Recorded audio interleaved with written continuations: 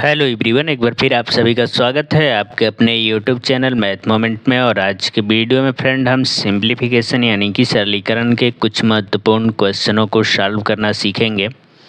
और ये question friend काफ़ी इम्पोर्टेंट होते हैं और दिखने में बिल्कुल आसान होते हैं, लेकिन अगर बोडमास रूल आपको नहीं आता है तो आप कहीं ना कहीं क्वेश्चन को गलत कर देंगे और इस प्रकार से आपका आंसर जो है कि गलत आएगा और समय भी लॉस होगा फ्रेंड।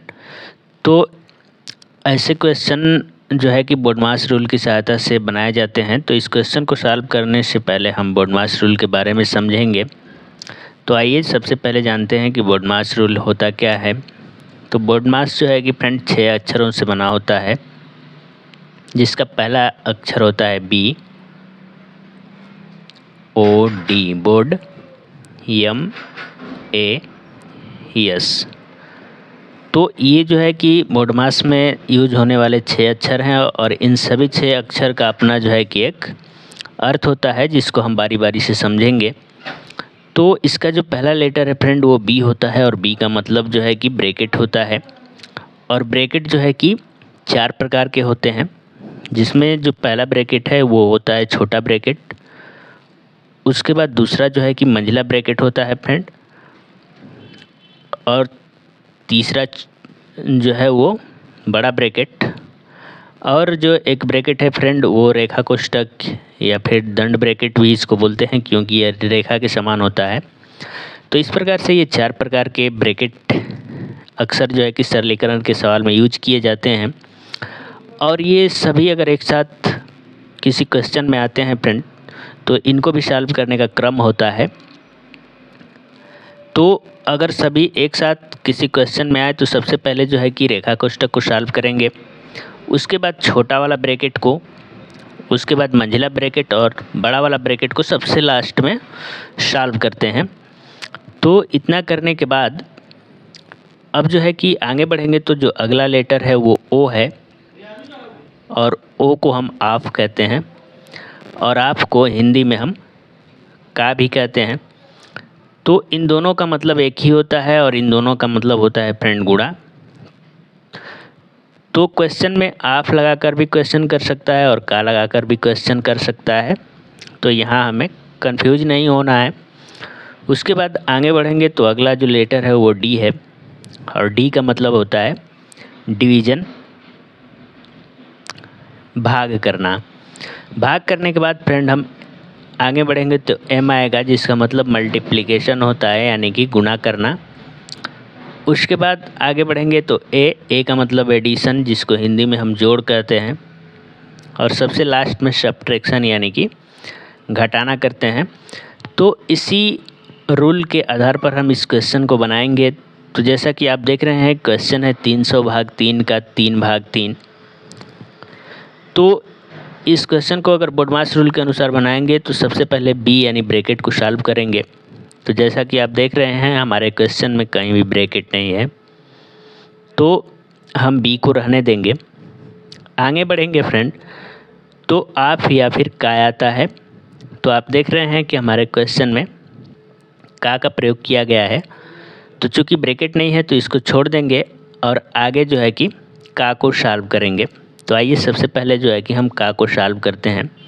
तो ये हो जाएगा हमारा 300 भाग 3। और जैसा कि फ्रेंड हमने आपको बताया का मतलब जो है कि गुना होता है, तो यहाँ पे हम गुना का चिन्ह लगाएंगे और ये 3 भाग 6। अब जो है कि फ्रेंड अभी हमारा का जो है कि पूर्ण रूप से सॉल्व नहीं हुआ है, तो सबसे पहले हम इसको सॉल्व करेंगे।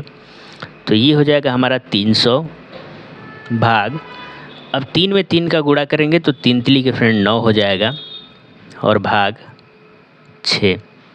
अब जो है कि चूँकि का हमारा सॉल्व हो चुका है,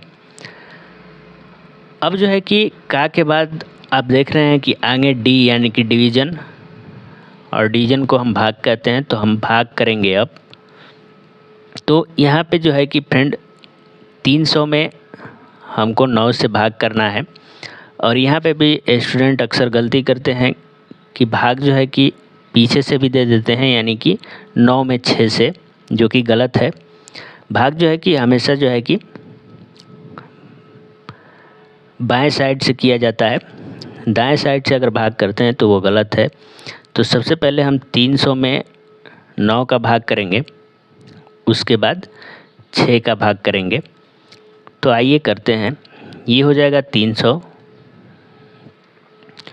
और भागा को हम बटा के रूप में भी लिख सकते हैं, तो बटा में 9 हो जाएगा और भाग ये 6 हो जाएगा। यहाँ पे आप देख रहे हैं कि 300 है और बटा में 9 है, तो यहाँ पे 3 जो है कि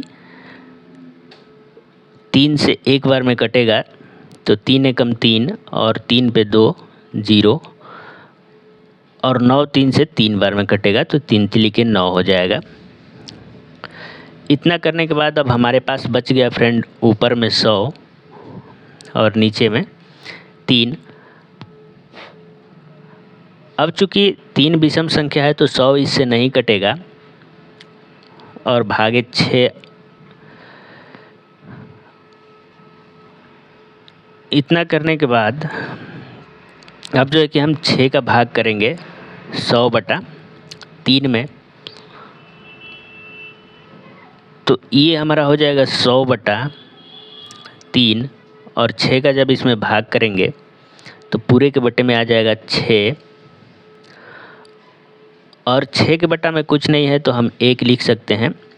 ऐसा करने का तात्पर्य है कि सवाल को थोड़ा समझने में आसानी होगा।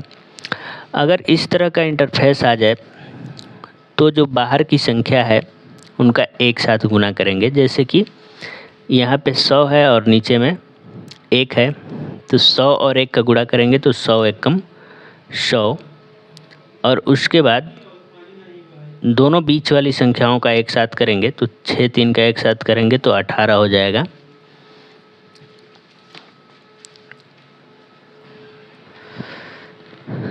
इस प्रकार से अब जो है कि हम इसको 2 से काटेंगे तो ये 100 जो है कि 50 हो जाएगा और 18 को 2 से काटेंगे तो 9 हो जाएगा। तो इस प्रकार से जो आंसर आ गया 50 बटा 9 आ गया, जो कि हमारे क्वेश्चन का करेक्ट आंसर है। तो इस तरह से बोडमास रूल का प्रयोग कर हम क्वेश्चन को सॉल्व करते हैं। तो आज का ये पहला क्वेश्चन था फ्रेंड। अब आइए देखते हैं आज का दूसरा क्वेश्चन। तो जैसा कि फ्रेंड आपके सामने आज का दूसरा क्वेश्चन है और ये क्वेश्चन भी बोडमास रूल पे ही आधारित है, तो इसको भी हम बोडमास रूल के अनुसार ही सॉल्व करेंगे। तो जैसा कि फ्रेंड हमारा क्वेश्चन है 20 भाग 5 ब्रैकेट में 1 - 2 और पूरे के बटा में 2। तो बोडमास रूल यही कहता है फ्रेंड कि सबसे पहले ब्रैकेट को सॉल्व करते हैं। तो चूँकि क्वेश्चन में छोटा ब्रैकेट है तो आइए सबसे पहले हम इस ब्रैकेट को सॉल्व करते हैं। तो ये हो जाएगा हमारा 20 भाग 5 और जैसे ही 1 में से 2 को घटाएंगे फ्रेंड हमारा ब्रैकेट टूट जाएगा और उसकी जगह गुना का चिन्ह आ जाएगा और 1 में से 2 घटाएंगे फ्रेंड तो ऋण 1 हमें मिल जाएगा और पूरे के बटे में 2। इतना करने के बाद अब जो है कि बोडमास रूल के अनुसार ब्रैकेट सॉल्व करने के बाद आप या का को सॉल्व करते हैं। तो चूँकि हमारे क्वेश्चन में आप या का प्रयोग नहीं है तो इसको रहने देंगे। तो अब आगे भाग करेंगे तो 20 में 5 से भाग करेंगे फ्रेंड, तो 20 5 से 4 बार में कट जाएगा, 5 चौके 20 हो जाएगा और गुना ऋण 1 और पूरे के बटे में 2। आगे जब इसको सॉल्व करेंगे तो 4 और ऋण 1 का गुणा करेंगे तो ऋण 4 हो जाएगा और पूरे के बटे में 2। अब -4 को 2 से कटाएंगे तो ये 2 दूना के 4 यानी कि -2 हमारे क्वेश्चन का करेक्ट आंसर होगा। तो उम्मीद करते हैं फ्रेंड आपको ये क्वेश्चन समझ में आ गया होगा। आज के वीडियो में बस इतना ही।